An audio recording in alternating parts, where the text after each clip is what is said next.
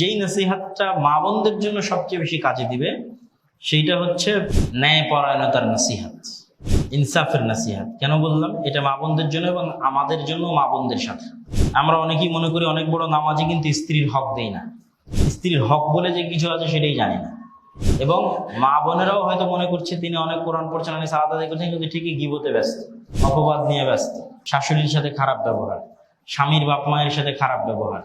তো এই বিষয়টার প্রতি ফোকাস দিতে হবে, উন্নত চরিত্র প্রতি ফোকাস দিতে হবে এবং ন্যায়পরায়ণতা, আমানতদারিতা, সততার উপর ফোকাস দিতে হবে।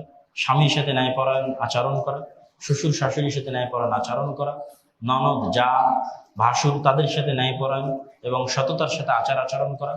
ঠিক তেমনি স্বামীদেরও কর্তব্য তাদের স্ত্রীদের সাথে, স্ত্রীর আত্মীয় স্বজনের সাথে, স্ত্রীর বাবা মায়ের সাথে ন্যায়পরায়ণতার সাথে আচার ব্যবহার করা। তাহলে সমাজ এবং পরিবার সুন্দর থাকবে।